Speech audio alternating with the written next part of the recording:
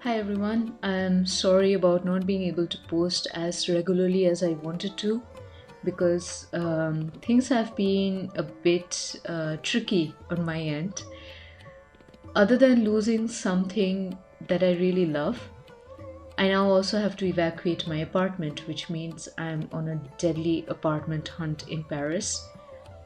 And work has been busier than ever. While it's good that I have more responsibilities now, it also feels really overwhelming because for the last couple of weeks I have been waking up very early and going to sleep very late. And I also have French class 4 times a week. So I have been burnt out, but I'm trying to keep my passion alive because I started this YouTube channel and no matter what, I want to continue, even if it's a very crappy video. Well, jokes apart, in all of this, I really miss the person who used to support me relentlessly and loved me unconditionally. It's my father. I lost Papa 2 years ago to cancer, and he was always a bright sunshine in our lives. He was a very simple person who loved the simple things in life. He loved his family, a few close friends. He loved his car. He loved his job. And he was a massive reader. And we used to talk a lot about politics, about life. And he was a person I used to go to complain about anything that happens at work. And he was a very secure and confident man because I knew that whenever I complained to my father, he would never give me a solution, which I feel is a big trait of any gentleman. He would never give me a solution, but he would complain along with me, which really made him a very ideal, a very perfect companion to be with. And now that that's gone, in these harder times when I feel completely hopeless, I am still not able to find the alternative. A lot of people have told me that I'll find the strength in myself, but that strength is taking a lot of time to build because I know many of you out there are struggling with jobs, with your personal lives, and you would agree that having some kind of support in some unconditional form helps. And that being gone away for me is just the last thing I needed, to be honest. Um, Father has always been a very extraordinary person. He came to India during 1971 during the war in Bangladesh. My father was actually born in Moymonsingo, which is a town in Bangladesh. And they had to leave that place in the middle of the night when the war broke out. And even now, when I listen to him and his brothers and his sisters narrate the story, there is always that element that when they were leaving their home in the middle of the night, none of them knew if they would make it out alive. And they did. And they're all so prosperous. They all made a very strong life for themselves. And not just for themselves, they provided for others. They provided for each other. They provided for us. I mean, at the age of 29, I still believe that if my father hadn't done what he had done, we would have not ended up anywhere. So I think that talks a lot about the resilience that they had. And when my father and his family moved to India, they had to pick up jobs that they were definitely overqualified for. They had to do meager tasks just to put money together and put some food on their plates for many years. And eventually, my father, who is a brilliant student of mathematics and economics, he found a job in banking while he was still a student in college. And he started balancing between work and study long before it was trendy. And that's how he provided for his family. And I think I don't really know exactly when he met my mother, but here's a twist in the story.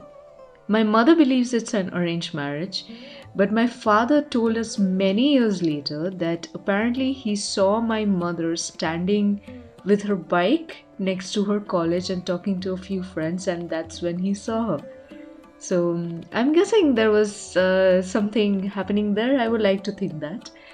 And my mother is a beautiful singer, and my father has always been a big fan of Hindustani and Carnatic classical music. So he found the woman who actually practiced his passion, and maybe that's how their love met. And that's how we happened. And throughout my life, no one has supported my dancing as much as my father and my mother did. And although they didn't really want me to make a profession out of it, but they always wanted me to pursue it. No matter whatever happened, they always told me, do not stop dancing. And another thing that my father has blindly supported me with is my passion for writing. We were both big fans of literature, and he is definitely an avid reader, and he has read more books than I will ever read in my lifetime. And we often used to have so many conversations around books, around politics, around life, and that really fueled the writer in me. And for a stretch of period during COVID when I was staying at home, I managed to complete the first ever long format story, not a novel or a novella, a long format story that I had ever written. And he was my first and only reader. And I'm never going to publish that story. It's always going to be his and mine. When I told my father that I wanted to move to Paris to study, he was already diagnosed with cancer. And I think it took him a lot of strength to agree that, yeah, she can go, even if something happens to me. And my father has always been a big fan of French literature, well, starting with the French Revolution, and he gave me this book. It's called Teach Yourself French, and it is by Norton Scarlin Wilson. I will write down the name in the comments. It's a very old book. As you can see that the condition of the book is quite bad. The cover has come off. There is no back cover to the book, but I can't really know if you are seeing this, but the pages are really good. And that's a letter from my father. And I think I had made some notes in this book as well while I was studying it. Anyway, I can't find the notes now. This was the first ever book that I read to learn French.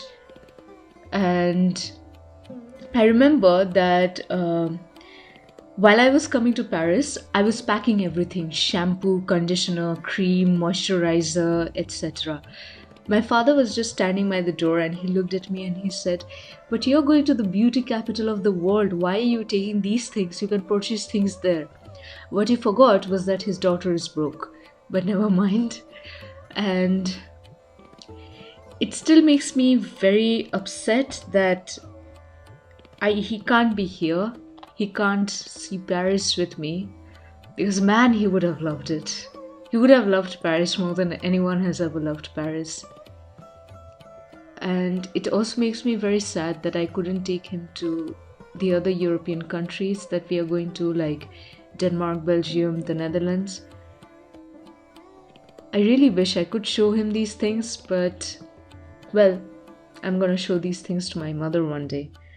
So hopefully that turns out fine. I really didn't want to talk a lot about my father's cancer journey, because in that 1 year, I saw this disease eat up my father, my very handsome, glowing, beautiful father, shrunk into a twig in a matter of months. He couldn't talk anymore because cancer had eaten up his face.